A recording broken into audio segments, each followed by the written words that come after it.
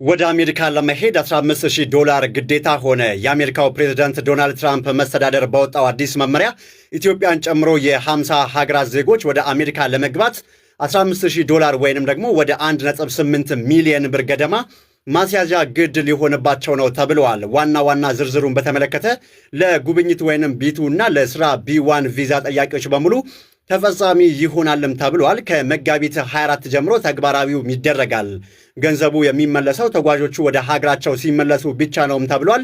አብዛኞቹ በዝርዝሩ የተካተቱት ሀገራት የአፍሪካ ሀገራት ናቸው። ፋኖ አሸባሪ ብለሽኛል ሲል አሜሪካን ማባሪያ ጠየቀ። የአሜሪካ የኢሚግሬሽንና የጉምሩክ አፋጸም መስሪያ ቤት ወይም አይስ በቅርቡ ባወጣው አንድ መግለጫ በኢትዮጵያውያንና በዲያስፖራው ማህበረሰብ ዘንድ ከፍተኛ መነጋገሪያ መፍጠሩ ይታወቃል።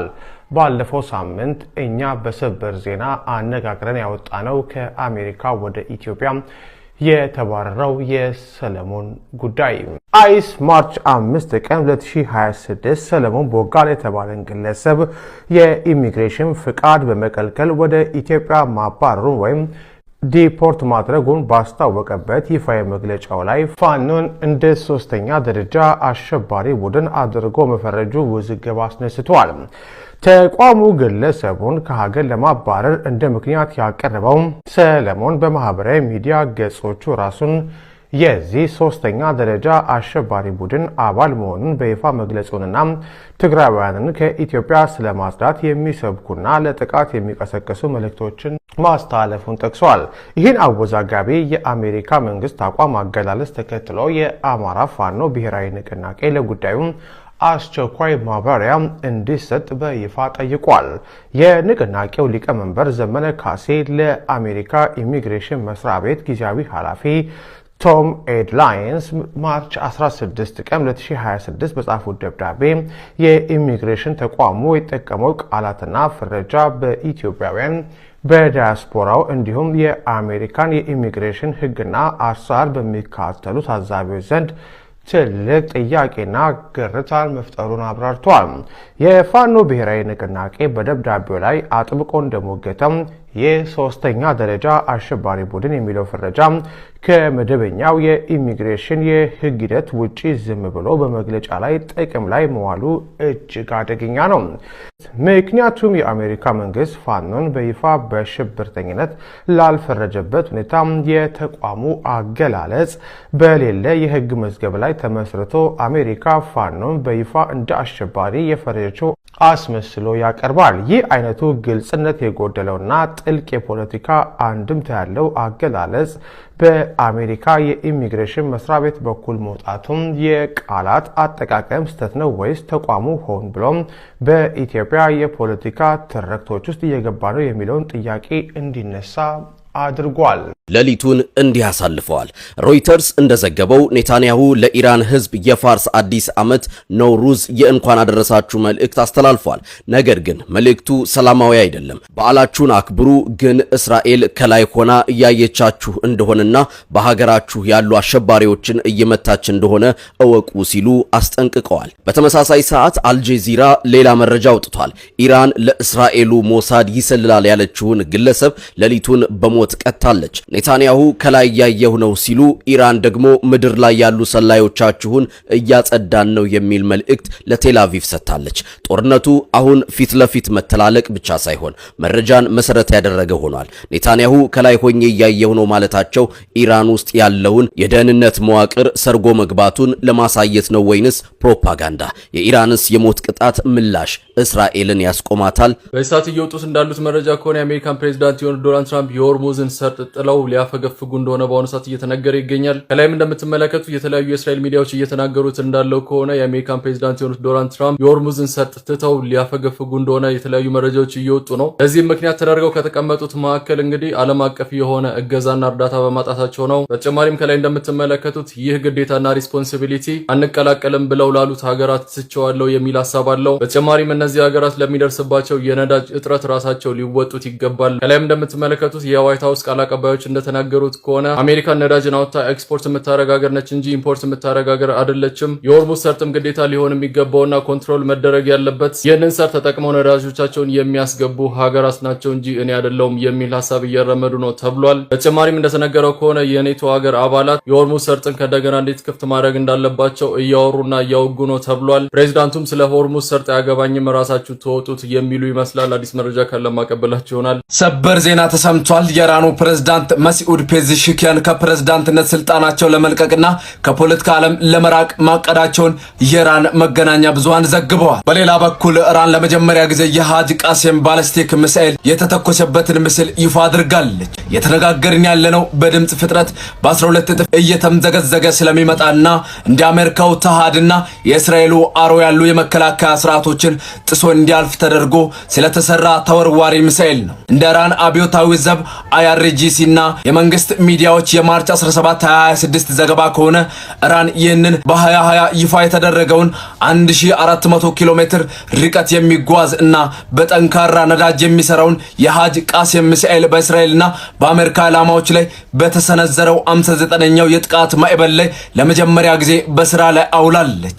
የተለቀቀው ቪዲዮም ከሚሳኤሉ የማስወንጨፊያ ምስሎች ጋር ይገጥማል።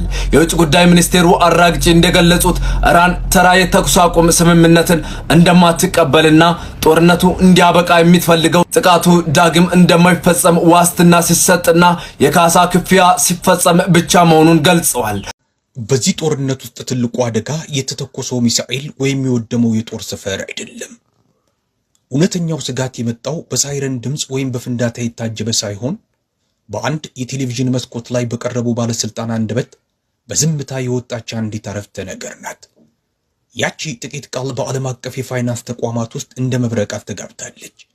በዋሽንግተን የሚገኙ ባለስልጣናትንም ከእንቅልፍ ቀስቅሳለች። ምክንያቱም ያቺ ቃል የዓለማችንን እጅግ ወሳኝ የኃይል መተላለፊያ የሆርሙዝ ወንዝን የጨዋታ ህግ ለዘለቄታው ቀይረዋለች። ኢራን ያቀረበችው ቅድመ ሁኔታ ቀላል ግን ገዳይ ነው። ነዳጅ ይፈልጋሉ? እንግዲያውስ ዶላሩን እርሱና በዩዋን ክፈሉ። ይህ ንግግር ተራ የክፍያ ዘዴ ለውጥ አይደለም። ላለፉት 50 ዓመታት አሜሪካን የዓለም ብቸኛ ኃያል ሀገር አድርጎ ያቆየው የፔትሮ ዶላር ስርዓት ላይ የተሰነዘረ የሞት ፍርድ እንጂ። ዛሬ ሚሳኤሎች ሊያደርሱት ካልቻሉት በላይ ይቺ ጥቂት ቃል የአሜሪካ ይኸውልህ ወገን ጦርነቱ ማለት ነው እርስ በርስ ሚሊተሪ ታርጌቶችን ከመጠቃቃት አልፎ ሁላችንን ወደ ማጥቃት መጥቷል። አሁን እንዴት እንደሆነ ልንገረ። ትናንትና ሁላችሁም እንደምታውቁት የኢራኑ አሊ ላሪጃኒ መገደላቸውን ታውቃላችሁ አይደለ? በዚህ ሪቬንጅ እንግዲህ የኢስላሚክ ሪቮሉሽነሪ ጋርድ ደግሞ እስራኤል ላይ በጣም ከባባድ ጥቃቶችን ሲያደርስ አድሯል ትናንትና አዳሩን። ከዛ እስራኤል ደግሞ በዚህ ሪቬንጅ በሚል ደግሞ የኢራን ዲፌንስ ሚኒስቴር እና የኢራንን የደህንነት ሚኒስቴር ገላለች ዛሬ። ደን ደግሞ አሜሪካና እስራኤል አንድ ላይ ሆነው ምን አድርገዋል? ዛሬ የኢራንን የነዳጅ ፋሲሊቲዎች ላይ ጥቃት ፈጽመዋል። ይህንን ተከትሎ በጣም የተቆጣው የኢራን መንግስት ዋርኒንግ እየሰጠ ነው። ለማለት እንደሆነ ልንገራችሁ። ናው የኢራን መንግስት የነዳጅ ፋሲሊቲዎችን መምታት የኢራን ህዝብ ኢንትረስት መምታት ነው። መንግስት አሁን መንግስት መገልበጥ ምናምን የሚባለው ነገር ይቀራል ማለት ነው። ሶ የኢራን ህዝብ ኢንትረስት ነው በአጠቃላይ አደጋ ላይ ይመጣል። የኛ የነዳጅ ፋሲሊቲዎች ከተመቱ ሚድል ኢስት ላይ ያሉትን የነዳጅ ፋሲሊቲዎች በሙሉ እንመታለን እያለ ሲዝት የነበረው የኢራን መንግስት አሁን እንግዲህ የነዳጅ ፋሲሊቲዎቹ መመታቱን ተከትሎ ዋርኒንግ አውጥቷል። ዋርኒንግ ያወጣቸውን ካምፓኒዎች ልንገራችሁ። አንደኛው ማለት ነው የሳውዲው ሳምሬፍ ሪፋይነሪ የሚባል ነው። ዋን ኦፍ ዘ ቢገስት ሪፋይነሪስ የነዳጅ ዋን ኦፍ ዘ ቢገስት ሪፋይነሪዎች ውስጥ አንዱ ነው፣ ነዳጅ ኤክስፖርት የሚያደርጉ ናው እሱን እመታለሁ ብሏል። ይህ ሳምሬፍ የነዳጅ ኢንዱስትሪ ማለት ነው ሀፍ በአራምኮ ሀፍ በሳውዲው አራምኮ ሀፍ ደግሞ በአሜሪካው ኤክሶን ሞቢል በሚባለው የነዳጅ ካምፓኒ ነው ኦን የሚደረገው። ሰው የአሜሪካ የነዳጅ ካምፓኒ እጁ ስላለበት ሼር ስላለበት ዛሬ አሜሪካኛን ስለመታች ሌጂትሜት ታርጌት ነው ሳምሬፍ። ስለዚህ ሳምሬፍ ውስጥ የምትሰሩ ሰራተኞች ኢሚዲየትሊ ኢን ዘ ካሚንግ አወርስ ጥቃት ስለምንፈጽም ኢሚዲየትሊ ውጡ የሚል እንትን አውጥቷል። ምንድን ነው ዋርኒንግ አውጥቷል። ይህ ትልቅ የነዳጅ ካምፓኒ ስራ ቆመ ማለት ምን ያህል ችግር እንደሚፈጥር አስቡት። ናው ይህ የሆርሙዝ መዝጋት ምናምን አይደለም፣ ካምፓኒውን ማውደም ነው እየመጣ ያለው። ምክንያቱም ይህን ካምፓኒ መልሶ እንግዲህ አገልግሎት ላይ ለመዋል የሚፈጀውን ጊዜ አስቡት። በዛ መሀል ከባድ ቀውስ መፈጠሩ አይቀርም የዓለም ኢኮኖሚ ላይ። ይህ ካምፓኒ ብቻ አይደለም። ሁለተኛው ደግሞ ማን መሰላችሁ? ጁበይል ፔትሮኬሚካል ኮምፕሌክስ የሚባለው የሳውዲ ካምፓኒ አሁንም እሱም ዋርኒንግ ደርሶታል። በአስቸኳይ እዛ የምትሰሩ ሰዎች ለቃችሁ ውጡ ተብሏል። ናው ጁበይል የሰው ልጆች በታሪካቸው ሰሩት ከተባለው ትልቅ ኢንዱስትሪዎች መካከል አንዱ ጁበይል ፔትሮኬሚካል ኮምፕሌክስ ነው። እዚህ ውስጥ ነዳጅ ብቻ ሳይሆን ነዳጅ ሪፋይን አድርጎ ኤክስፖርት ማድረግ ብቻ ሳይሆን የፕላስቲክ ምርቶች አሁን ሳቢክ ምናምን የሚባሉ የፕላስቲክ ምርቶች አሉ፣ በደንብ የሚታወቁ የፕላስቲክ ጥሬ ዕቃዎች በሙሉ ዓለም ላይ ያለ የፕላስቲክ ፋብሪካ it would cease to exist። በቃ ስራ ኢሚዲየትሊ ነው የሚያቆመው። ምክንያቱም ጥሬ ዕቃ አያገኝም። ጥሬ ዕቃዎቹ ከዛ ነው የሚመጡት። ደን ደግሞ ሁላችንም በገዛ እጃችን መሬታችን ፈርቲላይዘር እንዳስለመድን ታውቃላችሁ። እነዚህ ፈርቲላይዘሮች የሚወጡት በጣም አብዛኛው የሚወጣው ከየት ነው? ከዚህ ጁቤል ፔትሮኬሚካል ኮምፕሌክስ ነው ፈርቲላይዘሮች የሚወጡት። እንግዲህ የዓለም በጣም ብዙ ፈርቲላይዘር ይወጣል።